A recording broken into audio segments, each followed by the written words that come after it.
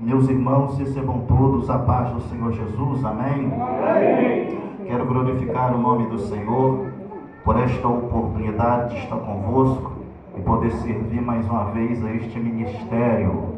A minha glorificação ao nome do Senhor pela vida de cada um dos amados irmãos e de uma maneira toda especial pela vida do pastor Samuel. Muito obrigado pela oportunidade, novamente que Deus possa te abençoar. Um traço marcante que eu percebi na sua personalidade é a característica da educação. Você é um homem muito educado e glorificar a Deus por sua vida. Que Deus te preserve sempre assim, abençoe toda a sua casa, em nome de Jesus. Glorificado seja o nome do Senhor. Meus irmãos, eu trago uma saudação do meu pastor regional, pastor Almir Cristino. Se esta saudação é bem-vinda por parte desta igreja, por favor, diga amém. Amém. Glória a Deus. Por favor, abra a tua Bíblia, lá no texto que dá tema a esta inauguração, livro do profeta Ageu, capítulo de número 2. Nós leremos tão somente o versículo de número 9 neste princípio, mas eu quero pedir por gentileza que você mantenha aí a sua Bíblia aberta. Eu quero pregar de uma maneira textual nesta oportunidade ao seu coração, para que nós possamos extrair da santa palavra do Senhor as suas riquezas, as suas preciosidades para nós. Esteja muito atento a tudo que Deus irá falar nesta noite. Eu me lembro que o apóstolo Paulo estava na primeira cidade da Macedônia, chamada Filipos. Ele com Timóteo e Barnabé pregavam a palavra do Senhor na praia. Algumas mulheres e oravam, e Deus abriu o entendimento de uma vendedora de púrpura chamada Lídia. Ela se converteu, foi batizada e Deus fez uma obra sobrenatural em sua casa. Quantos encontraram, por favor, digam amém.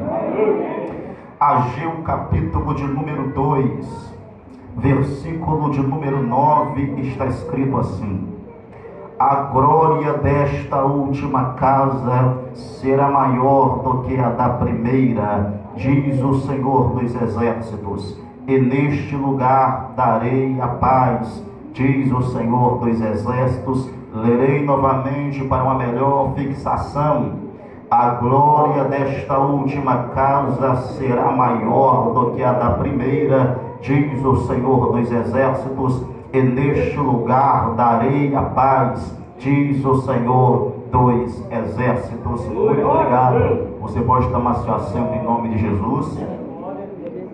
E queira, por favor, me emprestar alguns minutos de sua mais que preciosa atenção. Meus irmãos, reconstruir de fato não é uma tarefa fácil. A palavra do Senhor nos diz que Israel, semente de Abraão, foi muitíssimo abençoada pelo Senhor. Deus leva a descendência de Abraão para a terra do Egito, quando a fome sobre toda a terra, por meio de José, filho de Jacó, a palavra diz que os descendentes de Abraão desceram ao Egito. O tempo passa, Israel agora se torna escravo, cativo. Deus preserva um menino chamado Moisés, filho de Arão e Joquebede. Este menino cresce e será usado por Deus para libertar o seu povo de debaixo das cargas egípcias. A palavra diz que Israel agora tem uma caminhada no deserto. Moisés falece, deixando o cargo para o seu sucessor, o moço Josué. Josué é um grande estrategista militar e de fato consegue introduzir aquele povo na terra prometida. Nós chegamos então no livro chamado Juízes. Ali Israel já está de posse da promessa que Deus tinha feito um dia. De fato, aquela era uma terra próspera, terra que, segundo o jargão, manava leite e manava mel. A Bíblia diz que quando Israel toma posse da bênção, Israel se ensoberbece e começa a tomar partido nas nações gentias, começa então a imitar os povos que estavam ao seu redor e a multidão que Deus tinha expulsado da terra de Canaã, a fim de introduzi-los ali. Quando tal coisa acontece, a palavra do Senhor diz que chegamos na época dos juízes e depois a época dos reis. Mas quando esse povo está se desviando do Senhor, ainda na época dos juízes, Deus permitia com que aquele povo fosse parar nas mãos de seus opressores. Quando tal coisa acontecia, Israel arrependia-se, e Deus, que é longânimo e misericordioso, levantava um juiz com um poder sobrenatural da parte do teu Santo Espírito, a fim de libertar seu povo. Não foi uma, não foi duas, não foi três, não foi 4 vezes em que Israel se desviou, se afastou dos santos preceitos da lei do Deus Todo-Poderoso, mas com arrependimento, Deus novamente se voltava para o seu povo e providenciava libertadores. Já na época dos reis, a palavra diz que Israel vai gozar de alguns momentos de felicidade, de alguns momentos em que obedecia a voz de Deus, mas eram apenas lampejos. Na realidade,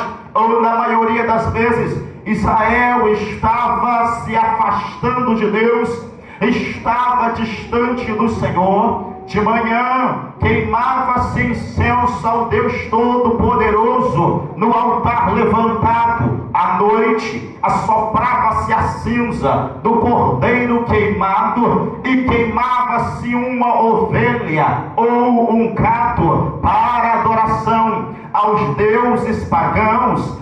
Deus não é um Deus que aceita divisão. Deus não é um Deus que aceita dividir seu povo com nada e com ninguém. Se existe alguém que é exclusivista, este alguém é o nosso Deus.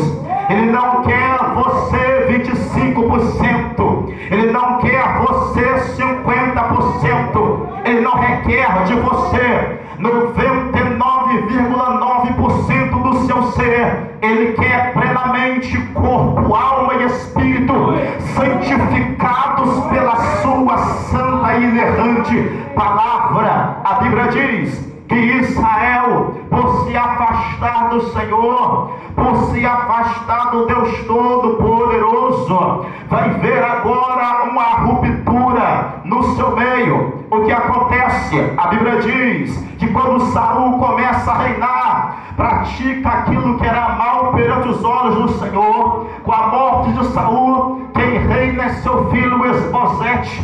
Na outra parte, um tal de Davi, que saiu de detrás das malhadas e recebeu azeite sobre a cabeça, reinava. A palavra diz que Esbozete também passa, Esbozete morre, Davi reina. Davi enfrenta um período de muitas guerras, de muitas lutas, de muito derramamento de sangue, de muito degradar, de muitas tribulações, mas a palavra diz que Davi é um rei bem sucedido em Israel, porque o Espírito de Deus estava sobre ele. E de fato, Davi não era bom, não, Davi não era bom, Davi era maldoso, Davi era sanguinário. O que fazia a diferença era o Espírito de Deus que estava sobre a vida dele. Mas como tudo que é bom passa, a época de Davi também passou, e Davi entrega o reinado para o seu filho Salomão.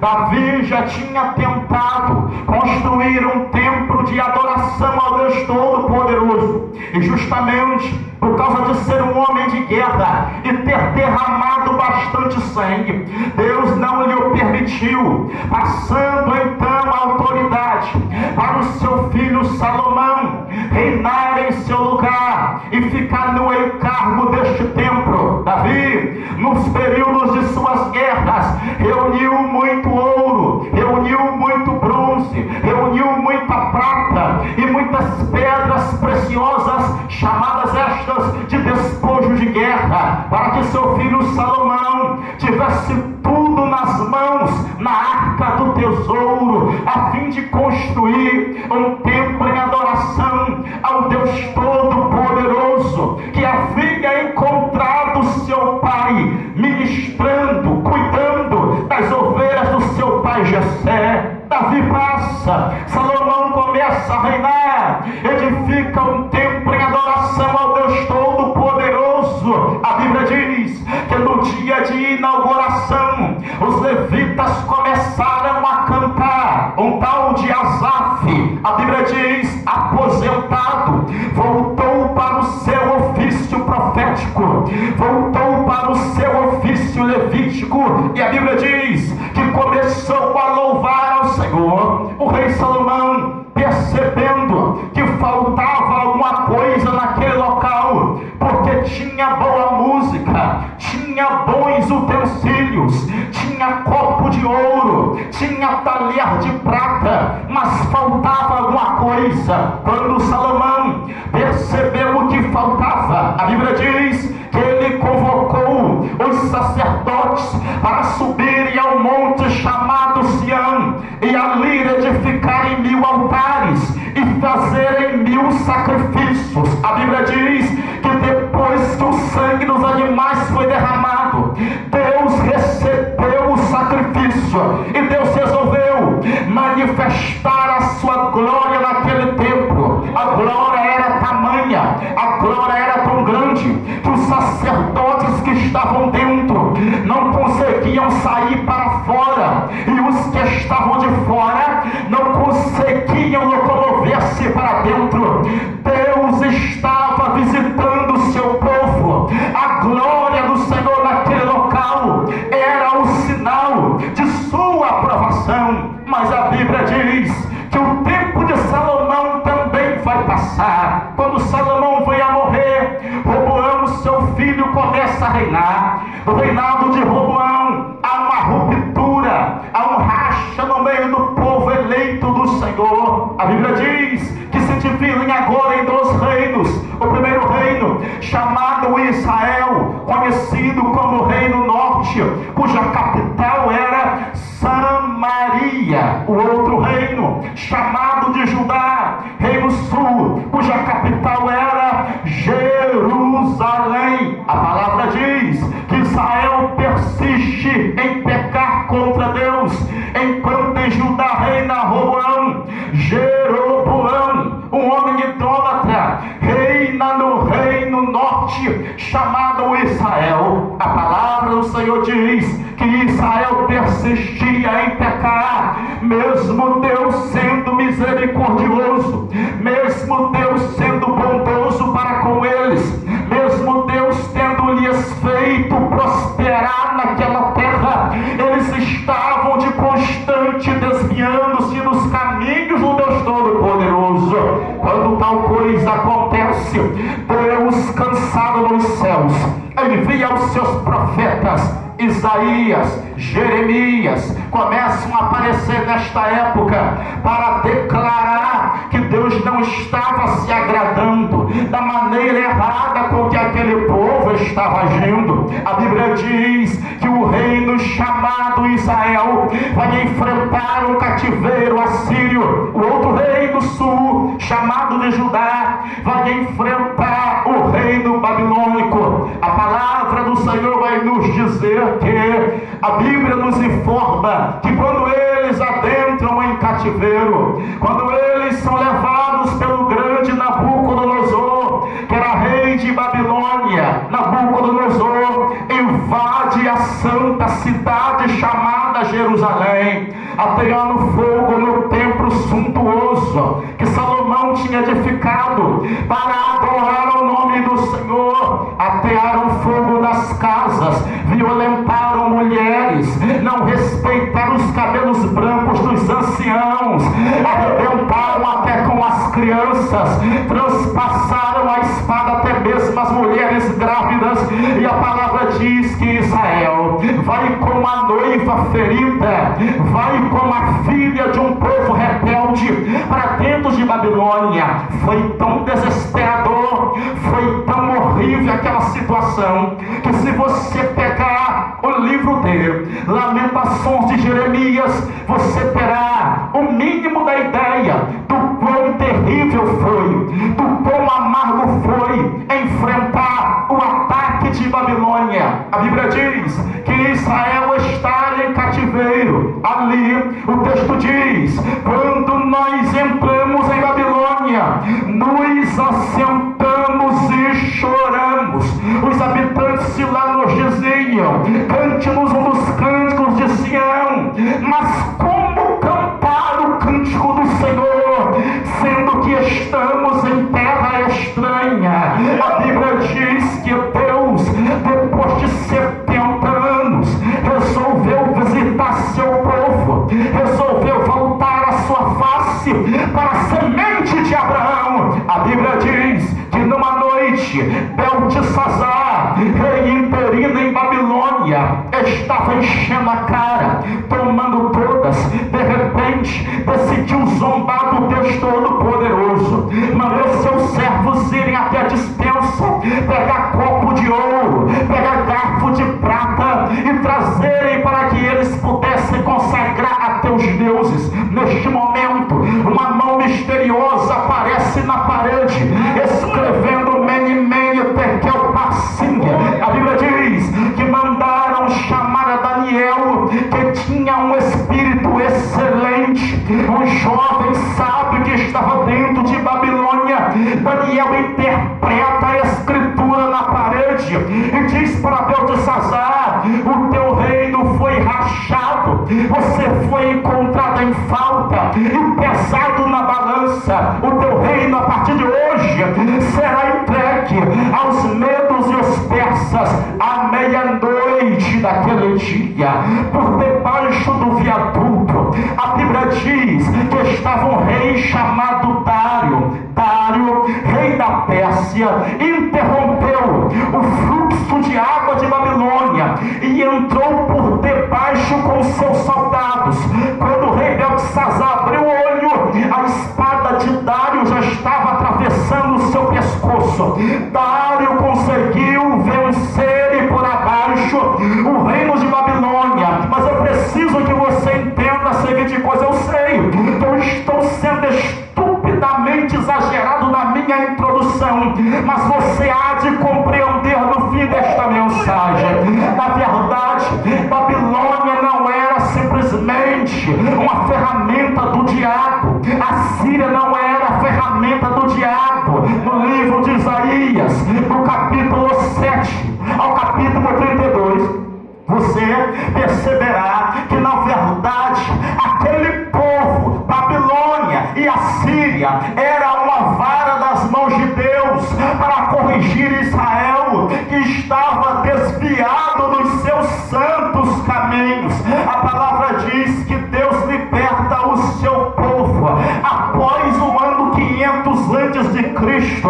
O rei Dário dá liberdade, dá uma carta para que Israel saísse de Babilônia e voltasse para Jerusalém, a fim de reedificar o templo do Senhor que estava em ruína. A palavra diz que eles retornam com essa carta em mãos para reedificar o templo. Começa-se então o lançamento das colunas do templo com um camarada chamado Sesbazar. Sesbazar começa a lançar fundamento do templo, levanta o altar em adoração a Deus. Esdras capítulo 3 versículo 2 diz isso.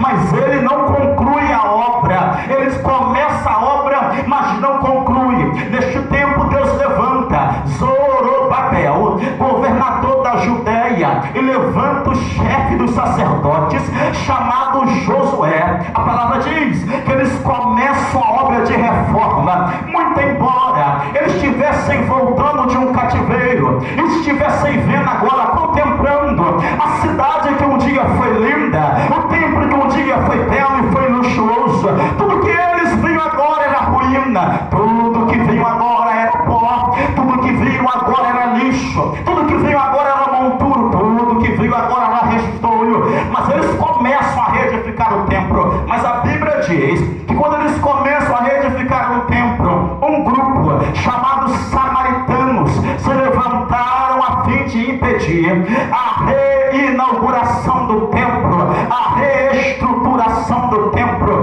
Quem são os samaritanos? Quando Israel foi levado cativo para a Babilônia, os samaritanos, que eram os assírios, aliás, invadiram Jerusalém, e a multidão de israelitas que tinham restado ali se uniram com os assírios, e houve uma miscigenação, uma mistura de sangue, uma mistura de povos, e dessa união assíria e judeu nasceram os samaritanos. Esses samaritanos, eles se levantam para impedir Israel de trabalhar. Presbítero, quem são os samaritanos? Eu vou rasgar o verbo aqui nesta noite. Os samaritanos são aqueles que não fazem e não deixam ninguém fazer. Os samaritanos são aqueles que não abrem porta de igreja, mas querem impedir os outros de abrir porta. Os samaritanos são aqueles que não dão glória a Deus, mas quando você dá glória a Deus, eles começam a implicar contigo. Os samaritanos têm queixo de ferro, língua de concreto. Eles não gostam de ouvir ou de ver alguém empreendendo algo para Deus. Eles não suportam ver alguém pregando a palavra de Deus. Eles não suportam ver uma serva de Deus cheia do Santo Espírito da verdade, fazendo a obra do Senhor Deus Todo-Poderoso. Deixa eu ver nesta noite, será que eu estou pregando para samaritano ou eu estou pregando para a noiva que abre o coração, rasga a garganta para dar glória ao Deus dos céus? Oh glória, oh glória, oh glória. Confirmou. Estou pregando para a galeria seleta de pessoas que foram marcadas pelo Santo Espírito de Deus e que um dia irão morar na Jerusalém celestial. Os samaritanos se levantam para tentar impedir a reinauguração do templo, a reestruturação do templo. Você verá isso no livro de Neemias e no livro de Esdras, como eles se levantaram de uma maneira tão furiosa, de uma maneira tão ferrenha, de uma maneira tão maldosa. A Bíblia diz que eles levantaram uma calúnia contra os reedificadores, mandaram uma carta para Dário dizendo: ó Dário, esse povo aí está levantando calúnia contra o Senhor. Dário, não deixa esse povo reedificar não.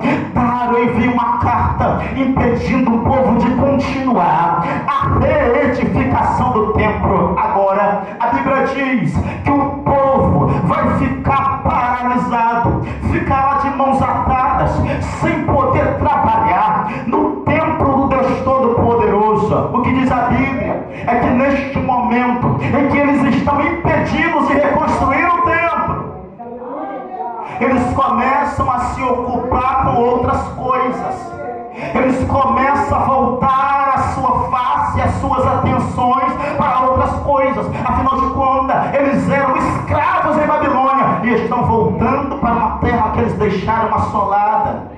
Eles não têm casa direito, eles não têm moradia direito. Eles se voltam para construir suas casas e para expulsar alguns samaritanos que tinham tomado as casas que um dia pertenceram a eles, os terrenos que um dia eram deles.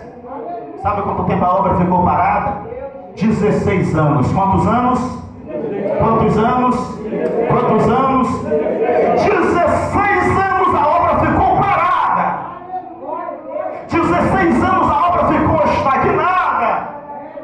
O povo já não lembrava mais da casa de Deus. E muito muito menos o Deus Todo-Poderoso. Cada um estava fazendo na sua vontade o seu querer. Quando de repente, ano 520, Deus levanta 2 profetas. São os profetas Zacarias e Ageu. Como a porção da mensagem escolhida para essa inauguração é o livro de Ageu, eu quero expor o que acontece quando Ageu começa a profetizar no meio do povo. Esqueçamos Zacarias. Ageu é levantado por Deus para reanimar um povo que estava desanimado. Ageu é levantado por Deus para fazer com que um povo que estava desviado do propósito de Deus voltasse para o propósito do Senhor. E ele começa a profetizar. Agora veja aí, como eu disse para vocês, Bíblia aberta. A palavra do Senhor diz que Ageu começa a profetizar para aquele povo e pergunta a eles a seguinte coisa: vocês não estão percebendo não o que é Ageu? Quando vocês recebem salário, o salário não dá para nada. Vocês não estão percebendo não? Quando você se cobre com pano, você não consegue se aquecer. Vocês não estão percebendo não? Quando vocês bebem água, vocês não conseguem saciar a vossa sede. Vocês não estão percebendo não? Que vocês plantam muito e colhem pouco? Ageu, nós estamos percebendo sim, e daí? E daí? Que isso aí não é diabo não. É Deus que está indo contra vocês. Porque vocês esqueceram da reedificação do templo dele. Vocês deixaram ele para segundo plano. Deixa eu dizer algo para você aqui. Não confunda coisas importantes com coisas prioritárias. Coisas importantes com coisas prioritárias. Comer é importante, beber é importante, vestir é importante, calçar é importante, morar é importante, mas Deus é prioridade. Primeiro Deus, depois o namoro. Primeiro Deus, depois a casa. Primeiro Deus, depois o carro. Primeiro Deus, depois a moto. Primeiro Deus, depois o marido. Primeiro Deus, depois a esposa. Primeiro Deus, depois o filho. Primeiro Deus, depois o pai. Primeiro Deus, depois o dinheiro. Primeiro Deus, primeiro Deus, primeiro Deus. A Bíblia diz que, glória a Deus, nós devemos buscar em primeiro lugar o reino de Deus, para que as outras coisas nos sejam acrescentadas.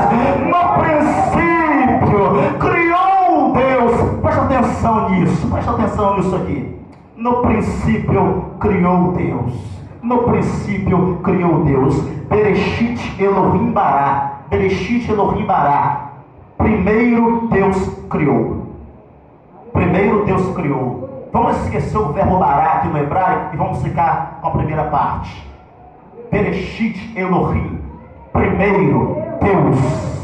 É o primeiro capítulo da Bíblia, já está dizendo primeiro Deus, primeiro Deus, primeiro Deus, primeiro Deus, primeiro Deus, primeiro Deus, primeiro Deus. A Bíblia diz no livro de Apocalipse que depois de uma guerra judaica estava João desterrado ali, lançado à morte. Jesus apareceu para ele no dia de domingo e disse: João, não temas, eu sou aquele que estive morto, mas você viveu.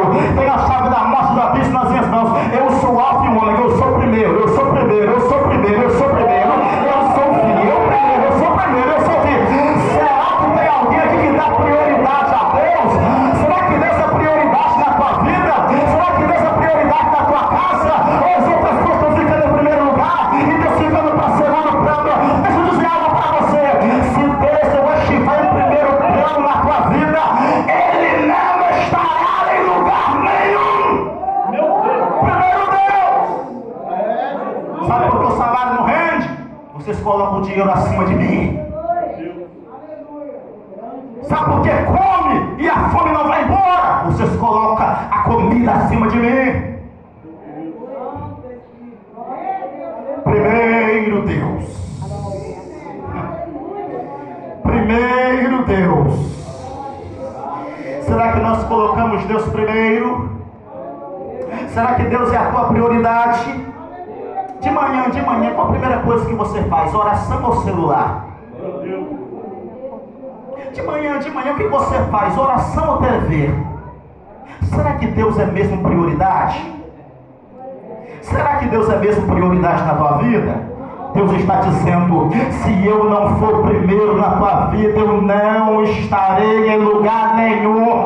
Deus não aceita ser segundo na vida de ninguém, ser terceiro na vida de ninguém. Deus quer ser único, Deus quer ser o primeiro, quer ser o alfa na tua vida. O povo entende. Com a palavra dessa também, né? Quem não ia entender? Quer dizer que Deus vai fazer a gente prosperar depois que a gente ficar o tempo? Sim, tá show. Vamos embora. Suba um monte e cortem madeira. Quer dizer, começa a inauguração do templo. Porém, a palavra do Senhor diz que eles contemplam a forma como vai se desenrolando a reedificação do templo. E eles começam a perceber que tem uma coisa muito errada ali. E aqui entra aquilo que eu chamo de impeditivos de prosperidade. Impeditivos de prosperidade. O primeiro grande impeditivo aparece. Qual? O passado. Vem comigo aí. Ageu capítulo 2. A partir do versículo 1 diz assim, ó: no 7º mês, ao 21º dia do mês, veio a palavra do Senhor por intermédio do profeta Ageu, dizendo: fala agora a Zorobabel, filho de Sealtiel, príncipe de Judá, e a Josué, filho de Josadaque, sumo sacerdote, e ao restante do povo, dizendo: quem há entre vós que, tendo ficado, viu esta casa na sua primeira glória, e como a vedes agora? Quem dentre vós que viu a primeira casa no passado? Qual casa? A casa de Salomão. A casa de ouro, a casa de prata, a casa do bronze, a casa das pedras preciosas. Vocês viram aquela casa lá? Vimos. E como ela era? Ah, ela era linda. E essa que vocês estão edificando lá, essa aqui, né? Não é grande coisa não. Sabe o que acontece? O povo para trabalhar de novo. Porque crente é assim, é incrível. Deus fala para ele no domingo, que é com ele na segunda. Ele diz: será que a palavra foi mesmo para mim? Será? Deus já tinha dito: vai e reedifica que eu vou abençoar. Mas ele disse assim: ah, mas a gente não tem tanto ouro e tanta prata como Salomão tinha, não.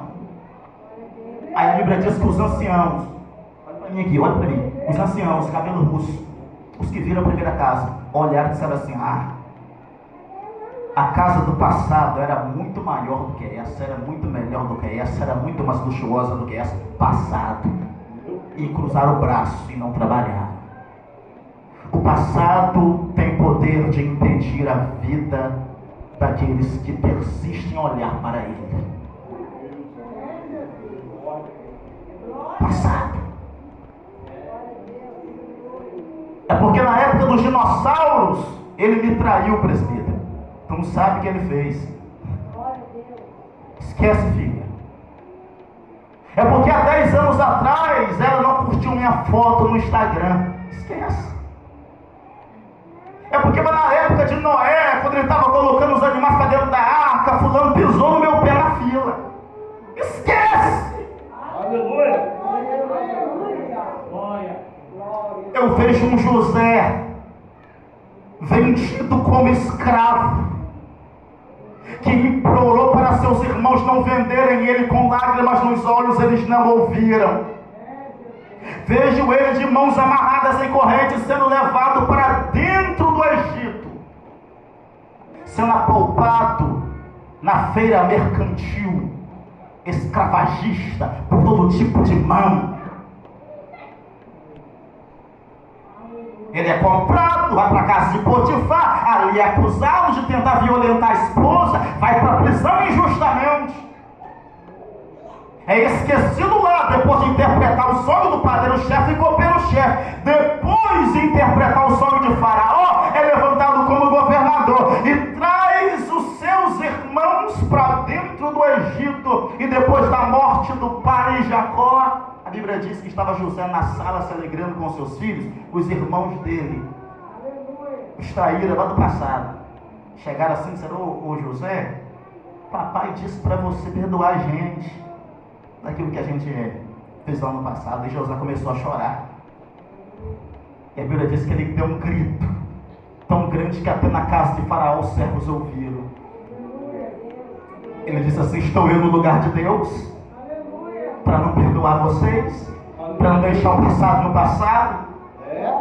Vocês acham que vocês fizeram aquilo simplesmente porque queriam? Não, Deus estava no controle. Vocês tentaram me fazer o mal, mas Deus converteu a maldade de vocês em bênção para a minha vida, e eu fui enviado por Deus aqui para receber vocês em paz e providenciar alimentação para que vocês não morressem nessa fome.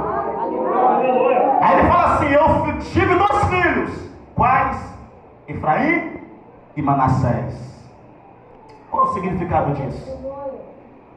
Deus me fez esquecer das minhas aflições do passado e me fez prosperar na terra do meu trabalho, na terra de minha luta. Se José fosse como muita gente hoje, ele tinha tudo para chamar: guarda, atravessa meus irmãos a espada, apunhala cada um, coloca no tronco, corta as costas dele, joga sal aí, larga lá no sal, larga sofrer, larga ser humilhado, larga ser espancado. Mas José é alguém curado do passado. O Espírito de Deus estava sobre a vida dele e o passado ficou no passado. Ele estava dizendo: o que eu quero agora é futuro, o que eu quero agora é futuro. Larga a mão de ser besta, irmão.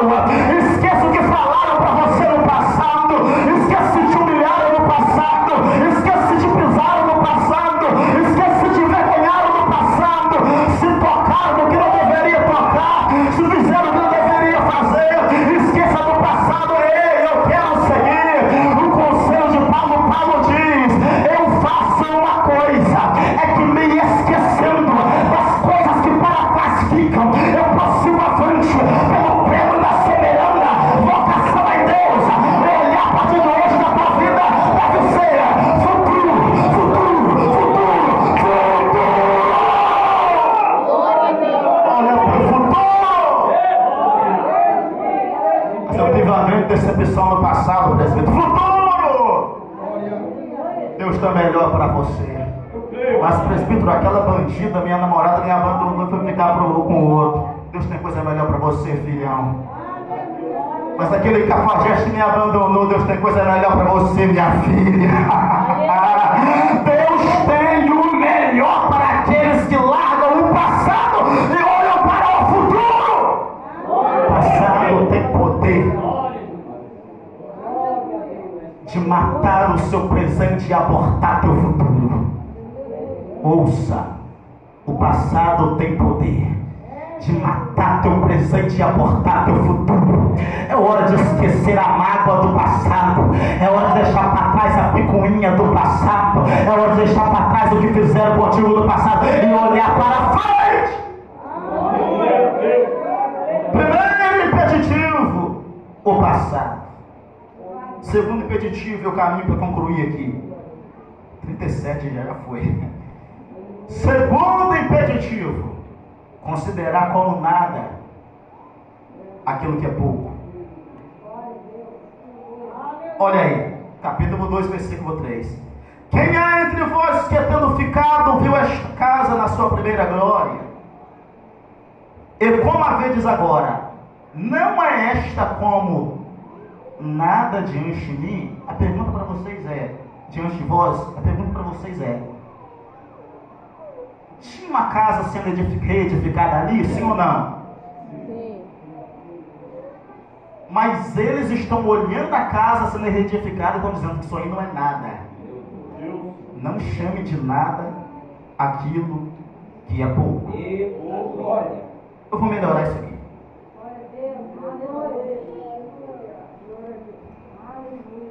Nunca diga que não tem nada, se na verdade o que não tem é aquilo que você quer. Abra a geladeira, fuça de cima a baixo e diz assim: tem nada bom para comer aqui, tem nada bom para beber aqui. Não tem nada, ou não tem o que você quer? Não ter nada e não ter o que você quer é muito diferente. A mulher chegou para Eliseu: Eliseu, que foi, filho? Meu marido morreu e deixou uma dívida para pagar. O credor veio para levar meu filho. Eliseu: e o que eu tenho com isso? É que meu marido era teu servo e temia o Senhor. Tá bom. Me diz aí, o que é que tu tens em casa? Ela disse: tua serva não tem? Ela não tinha nada. Um pouquinho de azeite. Tua serva não tem nada. Como? Ela disse: senão um pouquinho de azeite. Ela chama de nada aquilo que é pouco. Meu Deus. O que ela queria era muito dinheiro, mas o que ela tinha era um pouquinho de azeite. O que ela queria era ouro, mas o que ela tinha era um pouquinho de azeite. O que ela tinha era prata, mas o que ela queria era prata, mas o que ela tinha era um pouquinho de azeite. Eliseu disse: pronto. Não precisa de muito não. É com pouco mesmo. Vai, pede vasilhas emprestadas, entra tu e teus filhos para dentro de casa e despeja esse azeite nas vasilhas. Era nada? Não, tinha um pouquinho de azeite. Israel está de frente do mar vermelho. O povo tentando apedrejar Moisés clama ao Senhor dizendo: Senhor, o que eu faço? Deus diz assim: Moisés, o que tu tem na mão? É só um cajado. Isso aqui não é nada não, Deus. Isso aqui não faz nada não. É só um cajado. Deus disse: fere as águas do mar com esse cajado. Ele feriu. As águas se abriram em banda e o povo passou em seco. O que quero dizer para você é: seja grato por aquilo que você já tem. Segura isso porque é importante. Seja grato por aquilo que você já tem. Abra o guarda-roupa. Aquele monte de roupa lá embolada. Não tem nada para vestir para ir do culto hoje. Para de reclamar de barriga cheia, cabra ruim. Para de reclamar de barriga cheia, mulher. Tem sim. Tem. Não tem o que você está querendo, mas tem. Minha dispensa não tem nada. Não tem o que você quer, mas tem alguma coisa. Quer valorizar o que você tem? Para dar uma voltinha na África, o povo está comendo rato frito, o povo está comendo barro assado, e você com barriga cheia, reclamando. Larga a mão de ser ruim. Adore a Deus por aquilo que Ele já deu a você. Paulo diz: em tudo dai graças, porque essa é a vontade do vosso Pai Celestial. Oh glória, tem arroz, glória a Deus, tem feijão, glória a Deus, tem carne, glória a Deus, e ovo frito, glória a Deus, tem farinha, glória a Deus, tem fubá, glória a Deus, tem sapato, glória a Deus, tem sandália, glória a Deus, tem um descalço, glória a Deus, tem um terno, glória a Deus, sua camisa, glória a Deus. Glorifique a Deus e exalte a Ele por aquilo que você já tem. Há um comercial. Oh Jesus. Há um comercial antigo.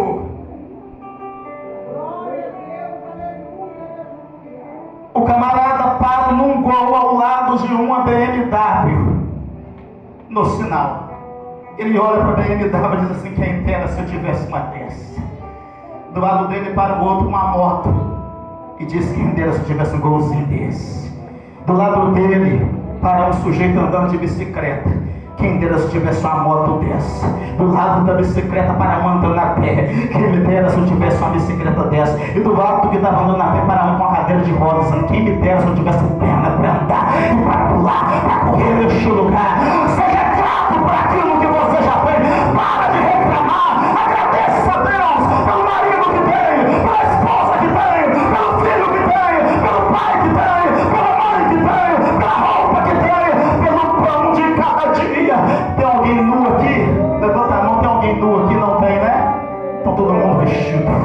Então adore a Deus por isso. Tem alguém descalço aqui? Não tem. Então adore a Deus por isso. Tá de barriga vazia, tá faltando uma coisa lá em casa? Não, tá faltando não. Então adore a Deus por isso.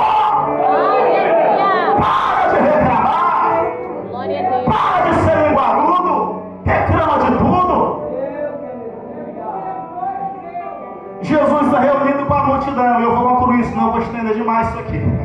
Isso vira vigília se eu for nesse ritmo. Eu vou embora mesmo. Jesus está reunido com a grande multidão numa região desértica. Jesus diz assim: dá de comer o povo. Os discípulos dizem: Jesus, não, manda o povo embora. Jesus diz: não, para que eles não morram no caminho e não se enfraqueçam no deserto. Mas o que a gente vai fazer, Jesus? Não se ele dá de comer o povo. Aparece um menino, 5 pães e 2 peixes. Entrega na mão dos discípulos. Os discípulos se levam até Jesus e dizem assim: Jesus, aqui, ó, tem um menininho aqui com 5 pães e 2 peixes. Mas o que é isso aqui? Isso aqui é nada perante essa grande multidão. Jesus disse assim: me dê. Dama a Cristo. E Cristo orou assim, dizendo: Deus, multiplica o pão e o peixe. Foi isso? Alguém aqui frequenta a EBD? Foi isso que Jesus fez? Multiplica o pão e o peixe. Não. A Bíblia diz: Pai, graças eu te dou. Sabe o que é isso? Muito obrigado pelos 5 pães e pelos 2 peixes. Enquanto ele começa a agradecer e repartir os pães e os peixes, Deus começa a multiplicar. É no espírito de gratidão que Deus vai multiplicando as coisas. Quanto mais você for grato por aquilo que Deus já deu na tua mão, mais Deus vai prosperar teu caminho. Eu só tenho um par de sapato, vai agradecendo que Deus vai dar outro. Eu só tenho um terno, agradece que Deus te dá outro. Eu só tenho 2 vestidos, vai agradecendo porque Deus vai lhe dando outro. Eu só tenho tal condição, agradeço que Deus vai te dar mais condições. Simplesmente seja grato a Deus. Eles consideraram o pouco como nada, mas Deus diz: quantos de vocês estavam aqui e viram a glória da primeira casa? Não é esta como nada perante os vossos olhos. Reedifiquem.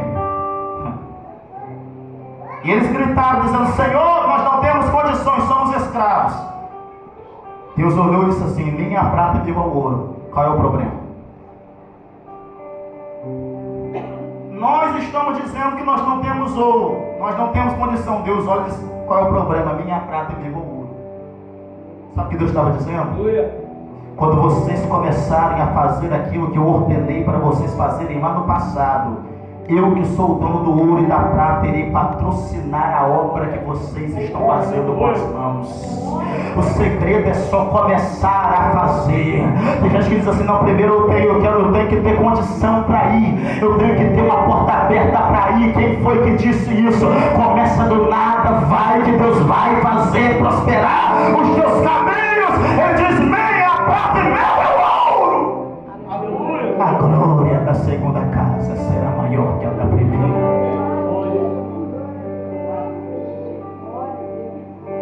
O povo termina a reedificação da casa. O povo conclui. Depois que a casa é concluída, o povo fica olhando para a casa dizendo: ué, cadê a glória?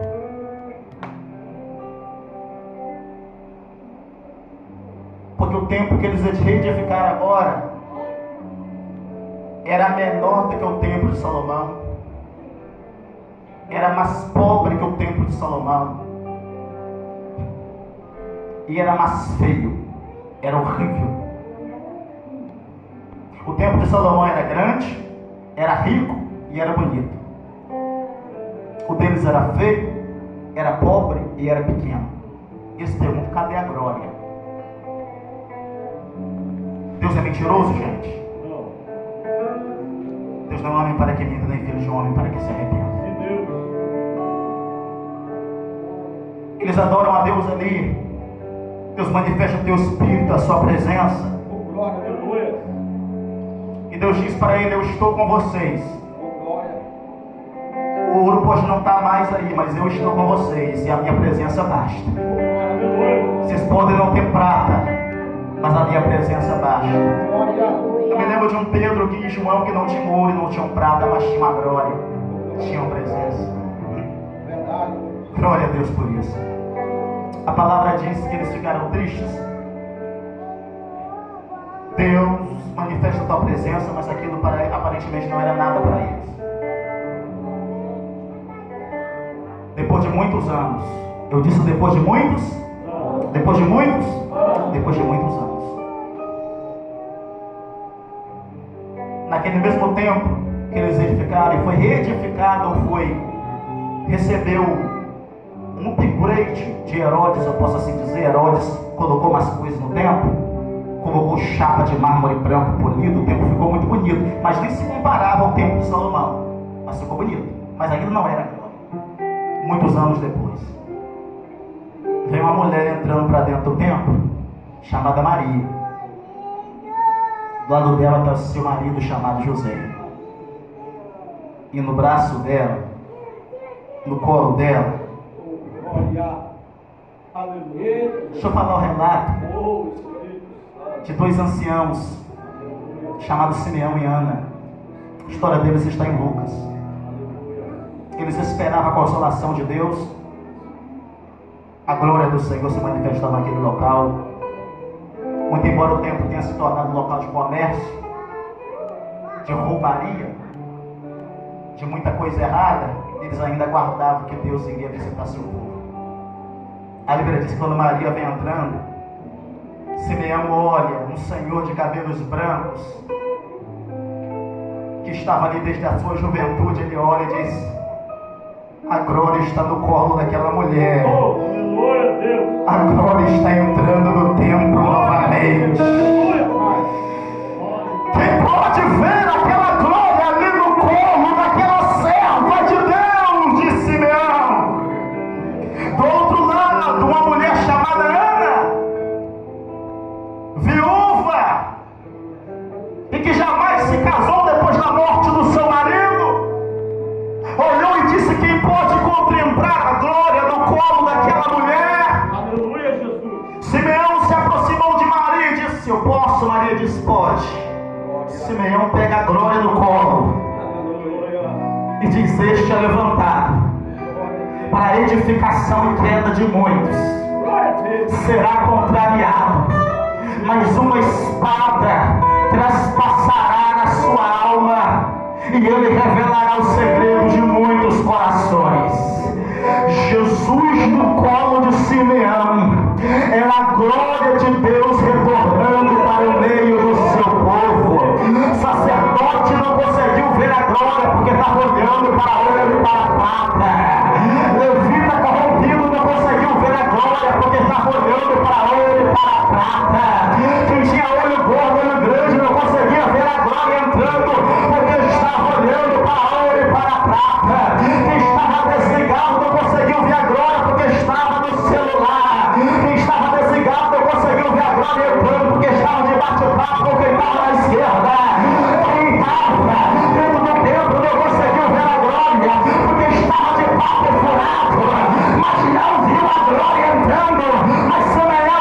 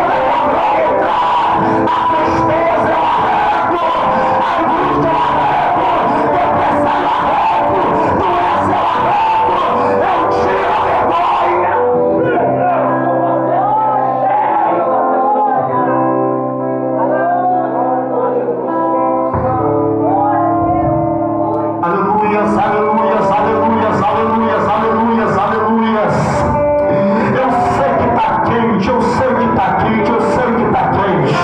Mas, por favor, se você tem intimidade com alguém do teu lado, pega na mão dele aí, na mão dela. Eu sei que está quente, mas está mais quente no inferno. Mulher com mulher, homem com homem, por favor. Tem jogo que hoje a gente fala isso nessa hora, dizendo a minha hora, presidente, me atrapalhou, não, meu camarada, pega na mão dele aí, pega na mão dela aí e diz pra ele assim, ó, vai ficar parado, ou vai deixar a glória entrar, vai ficar de boca fechada, ou vai adorar em gratidão a Deus, é noite de agradecer a Deus, pela porta aberta deste local, ele não é a forma, as portas do inferno se fecham,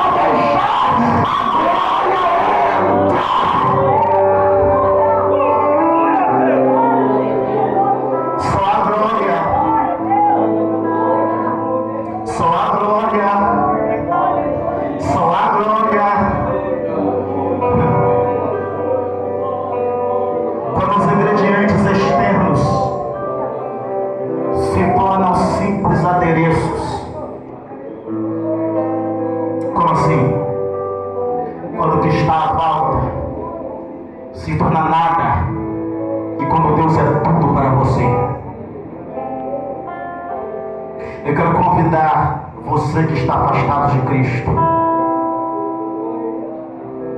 você que não serve a Cristo,